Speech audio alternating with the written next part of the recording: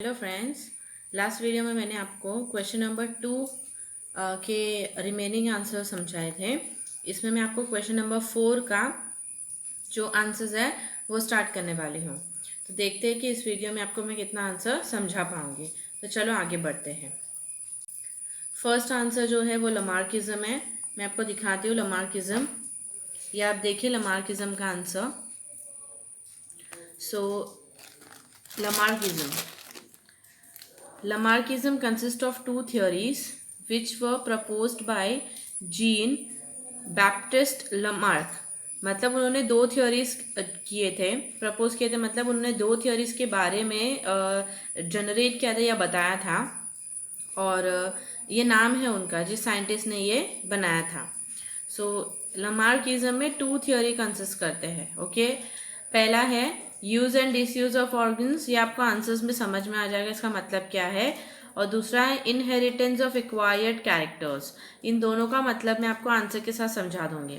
तो चलो स्टार्ट करते हैं फर्स्ट मेथड का, use and disuse of organs.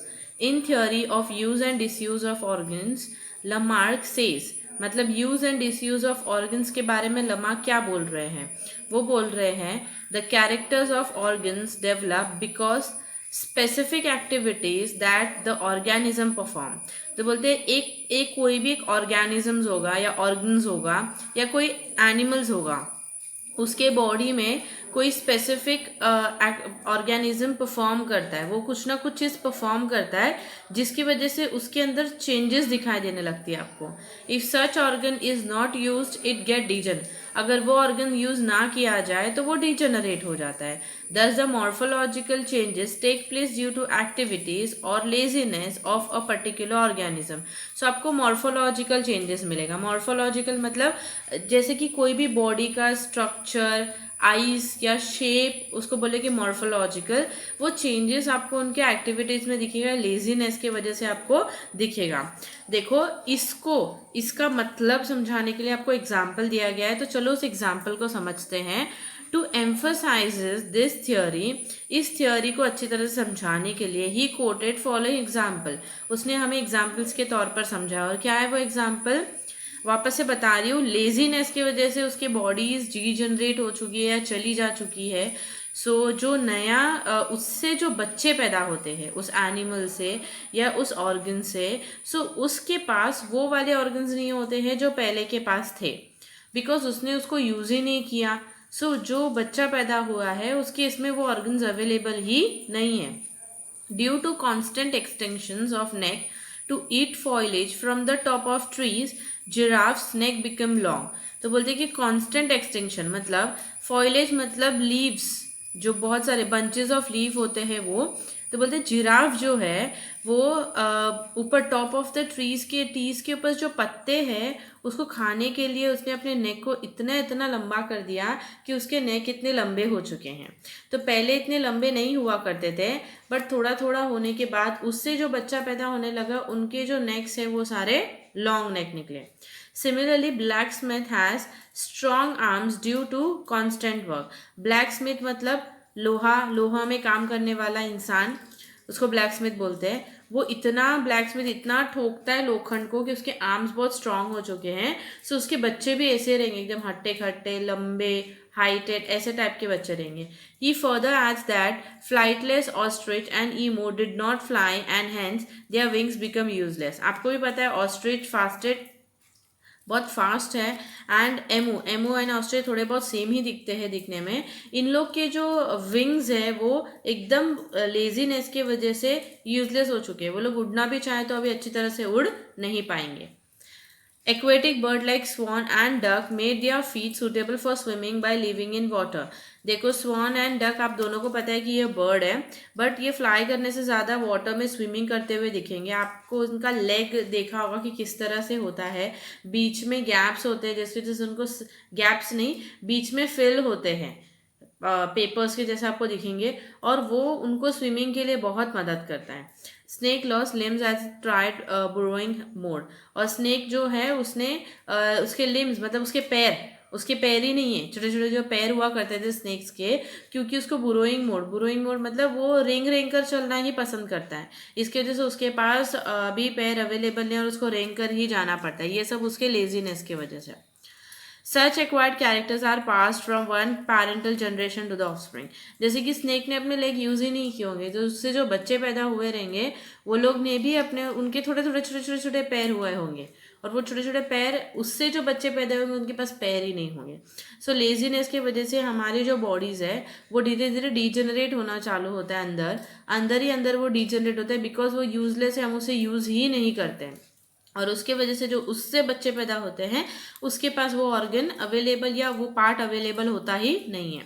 हाँ, सो इसका मतलब क्या है, ये जो पॉइंट्स का मतलब था use and disuse of organs, मतलब यूज करते हैं डिसयूज करते हैं, इसकी वजह से यूज, जैसे कि जिराफ ने अपना नेक बहुत यूज किया, लंबा हो गया, ब्लैक स्टिप ने अपने आर्म्स को स्ट्रॉन्ग कर दिया, एंड स्वैन एंड डक्स ने स्विमिंग के वजह से उनके जो फीट है वो स्विमिंग टाइप बन गए हैं, स्नेक ने अपना लेग खो दिया है। तो यूज एंड डिसयूज इसको बोलेंगे हम, और इसके वजह से जो बच्चे जनरेट होते हैं उसको हम बोलेंगे इनहेरिटेंस ऑफ एक्वायर्ड। इनहेरिटेंस मतलब उनको अपने माँ बाप से मिला है, और एक्वायर्ड कैरेक्टर, एक्वायर्ड मतलब जैसे कि स्नेक रेंग कर ही जाने वाला है, डक्स जो पैदा होंगे उनको स्विमिंग आएगा या उनको सिखाया जाएगा स्विमिंग करने के लिए। So the theory of inheritance of acquired characters is not accepted as such transmission of acquired character does not take place. तो बोलते हैं कि इन्होंने जो थ्योरी बताया था use and disuse of organs it's okay, वो उनके लिए एक्सेप्टेड था, बट उनकी जो थ्योरी थी कि वो ट्रांसमिट होता है to the next generation, inheritance जिसको उन्होंने बोला है वो ट्रांसफर होता है टू नेक्स्ट जनरेशन, वो थ्योरी जो है सबको फॉल्स लगा, क्योंकि ज़रूरी नहीं है कि ट्रांसफ़र हो, क्योंकि वो ऑर्गन सबके पास अवेलेबल होता है अगर आप यूज़ करें या डिसयूज़ करें। Only genetic characters are transmitted. Genetic मतलब जीन्स, जिसके जीन्स में होता है, हाँ जिराफ का नेक लंबा है तो उसके बच्चे भी लंबे नेक वाले ही पैदा होंगे, उसके नेक शॉर्ट नहीं हो सकते हैं, चाहे वो इसे यूज़ करे या ना यूज़ करे। So genetic characters are transmitted, मतलब genetic genes are transmitted, not the body structure और यूज़ और डिसयूज ट्रांसफ़र होता है, ऐसा कोई भी बात नहीं है। नंबर का 4 का सेकेंड आंसर वो है Darwin's theory of natural selection. Darwin's theory क्या है आपको समझ में आएगा। नेचुरल सिलेक्शन मतलब नेचर जिसको सिलेक्ट करता है कि आप यहाँ पे रह सकते हो, सूटेबल हो तो आप जिंदा रहोगे। नेचर बोलता है कि no you are not suitable for this environment, तो वो आपको रिजेक्ट कर देगा या आपकी डेथ हो जाएगी, या कोई भी एनिमल्स प्लांट का इसी तरह से होता है। छोटा सा एग्जांपल देती हूँ मैं आपको, जैसे कि Apple tree mostly cold region में ग्रो होता है, अगर मैं चाहूँ उसको कि हॉट रीजन में ग्रो करने की कोशिश करूँ तो वो नहीं होगा, because it is not suitable. So nature उसको एक्सेप्ट करता है और उसको डेवलप करता है जो जगह पे वो सूटेबल है। चलो इसको समझते हैं। Charles Darwin propose a theory of natural selection after making many observation on different specimens. He published a concept survival of the fittest. उसने प्रपोज किया थियोरी, उसका नाम है नेचुरल सिलेक्शन, और उसने ऑब्जर्वेशन किया बहुत सारा स्पेसिमेन लिविंग ऑर्गेनिज्म के साथ, और उसको पता चला कि सर्वाइव ऑफ द फिटेस्ट, जो फिट है नेचर के हिसाब से वही सर्वाइव करेगा, बाकियों की डेथ हो जाएगी। Okay, Darwin's explains the concept as follow. Explain कैसे किया उसने? All the organisms reproduce prolifically, मतलब बहुत सारे ऑर्गेनिजम्स बहुत सारे जनरेट करते हैं, बहुत सारे बच्चे पैदा करते हैं। रिप्रोड्यूस prolifically मतलब in abundant, in many ways, in many numbers, unlimited way में प्रोड्यूस करते हैं। therefore there is always a competition with each other। तो हमेशा कंपटीशन होता है किसके लिए? फूड के लिए या किसी और चीज़ के लिए, उनको हमेशा कंपटीशन फेस करना पड़ता है। जैसे कि आप देख सकते हो लायंस होते हैं, बहुत सारे होते हैं, एंड गोट होते हैं, काउस होते हैं, बहुत सारे होते हैं ये। सो सबको सब फूड मिले ये ज़रूरी नहीं है, उनको लड़ाई करनी पड़ती है, उनको वो फूड अगर चाहिए तो उनको लड़ना पड़ता है, एंड स्ट्रॉन्गेस्ट हमेशा वहाँ पे सर्वाइव करेगा, जिंदा रहेगा। जो नेचर उसको चाहे उसको जिंदा रखना है तो वो उसे जिंदा रख सकता है। Only those organism survive which shows the adaptations of sustaining this struggle. वही एनिमल सर्वाइव करेगा जो अडेप्ट होगा और स्ट्रगल करेगा, सस्टेनिंग दिस, ये स्ट्रगल में कामयाब हो पाएगा, वही सर्वाइव करेगा। Natural selection plays important role by selecting only those organism which are fit to live. तो नेचुरल सिलेक्शन का मतलब वही पर्सन जिंदा रह सकता है जो कि फिट है जिंदा रहने के लिए। आपको पता है अभी कोरोना चल रहा है, सो बोलते हैं कि आपके अगर अंदर का जो मेटाबॉलिज्म है, आपकी जो अंदर की बॉडी इम्यूनिटी है, अगर वो स्ट्रांग रहेगी तो आपको नहीं आएगा, और आ भी जाएगा तो आप उससे लड़ पाओगे। सो इसको बोलते हैं फिट टू लिव। अगर आप फिट है तो आप जिंदा रहोगे, अगर आप फिट नहीं है, अपने आप को फिट नहीं रखते हो, तो आपको ये बीमारी होने के चांसेस ज़्यादा हो सकते हैं। Those that do not have better adaptation perish. जिसको ये अडेप्टेशन, जो इसको अडेप्ट नहीं कर पाएगा, नेचर को एडजस्ट नहीं कर पाएगा, वो पेरिश मतलब डेथ हो सकती है उसकी, जिंदा नहीं रह पाएगा वो। Selected sustaining organisms then perform reproduction and form new species in a very long period of time. So sustaining organism, जो sustain करता है, जो living thing जिंदा रहता है, वो reproduction करते हैं, और उन्होंने new species को generate किया, और उसकी वजह से उनसे और भी ज़्यादा generate होता है। Darwin published his views in the book Origin of Species। इसके बारे में उसने बुक में बताया था। मैं एक और चीज़ के बारे में आपको बताती हूँ। मॉथ जो कि बटरफ्लाई जैसा दिखता है, एक मॉथ जो है वो ब्राउन कलर का दिखता है, और एक मॉथ जो है वो ग्रे कलर का दिखता है। सो पहले कैसा था, पोल्यूशन बहुत कम था, सो ट्रीज पर दोनों मॉथ बैठते थे, तो दोनों मॉथ बैठने की वजह से बैट आता था और दोनों में से एक मॉथ को खाता था। वो कौन सा, ग्रे कलर, बिकॉज वो अच्छी तरह से दिखता था। एंड ब्राउन कलर ट्री के ब्रांचेस में छुप जाता था, ट्री के स्टेम्स में बैठते थे वो लोग, उसमें छुप जाता था। So over a period of time industries and all develop हुआ, और इसकी वजह से ब्रांचेस के जो कलर है वो एकदम they like blackish and greyish colour में डेवलप हुए।